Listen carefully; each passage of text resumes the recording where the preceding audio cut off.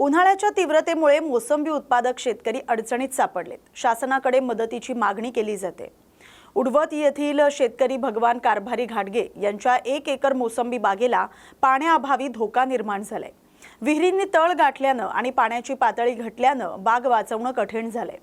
विरेगाव मंडळ परिसरात 42 अंश सेल्सिअस पर्यंत वाढलेल्या तापमानामुळे झाडांवर ताण येतोय आणि उत्पादन धोक्यात आलंय। या पार्श्वभूमीवर शेतकऱ्यांनी महाराष्ट्र शासनाकडे एकरी मल्चिंग आणि ठिबक सिंचनासाठी तातडीनं 50,000 रुपयांचं अनुदान देण्याची मागणी केली आहे। वेळेत मदत मिळाली तरच फळबागा टिकतील, अन्यथा बाग तोडण्याची वेळ येईल अशी भीती शेतकऱ्यांनी व्यक्त केली आहे। आज आपण 42 डिग्री तापमान सध्या उन्हामुळे सध्या शेतामध्ये मोसंबीची फळबाग जगवण्यासाठी शेतकऱ्याची धडपड चालू आहे। आपण आज बघत आहात न्यूज 24 मध्ये।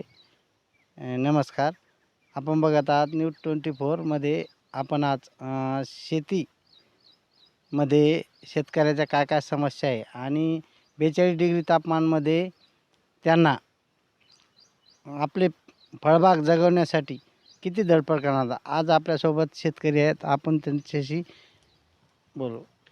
न्यूज मराठीमध्ये तुमचं स्वागत। हॅलो, ते भगवान कारभारी घाटगे। मी आमच्या शेतामध्ये आमचा गट नंबर 76 आहे आणि विरेगाव महसूल याच्यात आहे। तर आम्हाला पाणी नसल्यामुळं आमचं मोसंबी म्हणजे अशी सुकून गेलेली आहे। तापमान खूप वाढलेलं आहे आणि मोसंबी झाडंसुद्धा काही चाललीत। तर पाणी आपली किती मोसंबी आता? मोसंबी आपली 150 आहेत। अर्धा एक एकर आहे समजा। तर पाण्याचं नियोजन कसं? पाण्याचं नियोजनच नाही, पाणीच लगे 1 घंटा बी मोटर चालत नाही। बरं, आपलं काय पाणी का ठिबक न देता का कोणते? ठिबक तर नाहीच ना। ठिबक शासनाने जर उपलब्ध करून दिलं तर लय चांगलं होईल, नाहीतर मल्चिंग अशी समस्या काही सरकारने आपल्याला ठिबक मल्चिंगसाठी मोसंबीसाठी अनुदान द्यायलाच पाहिजे। हा, नाही तर विरेगाव मंडळामध्ये असे मोसंबीचे प्रमाण मोठ्या प्रमाणात हा आहे, भरपूर येतं। तर फळबागामध्ये भरपूर अडचणी आहेत। हा, लय खूप अडचण येतं। आता 42 डिग्री तापमानामध्ये आपण पिकाचं संरक्षण करून आपलं संरक्षण करण्याची माहिती आपल्यापर्यंत उपलब्ध आहे का?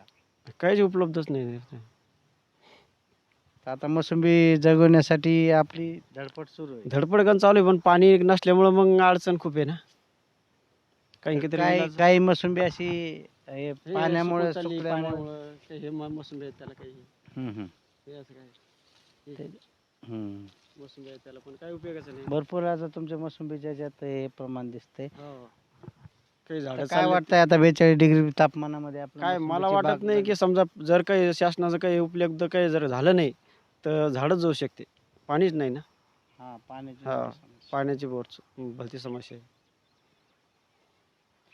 तर आपण बघत आहात मोसंबी पिकासाठी शेतकऱ्याची भरपूर धडपड आहे। जालना जिल्ह्यामध्येच मोसंबीसाठी फार ओळखल्या जाते जालना जिल्हा, पण मोसंबीसाठी पिकासाठी पाण्याची कमतरता आहे। शासनाने शेतकऱ्यासाठी अनुदान द्यावं, मल्चिंग द्यावं आणि पाण्यासाठी काहीतरी नियोजन करून एकरी 50,000 रुपये फळबागवाल्याला ह्या 42 डिग्री तापमानामध्ये देण्यात यावे अशी शेतकऱ्याची मागणी आहे। आपण बघत आहात महाराष्ट्रामधलं 1 नंबर चॅनल न्यूज 24। आपल्या माध्यमातून शेतकऱ्यांनी ही मागणी केली आहे। तर ही मागणी माननीय मुख्यमंत्र्यापर्यंत आपण महाराष्ट्रामध्ये पोहोचवणार आहोत आणि शेतकऱ्याच्या समस्या भरपूर आहेत। तर महाराष्ट्रामधलं न्यूज 24 चॅनल आपण बघता 1 नंबर। तर मी जालना जिल्हा प्रतिनिधी कोंडीबा अनपट, धन्यवाद।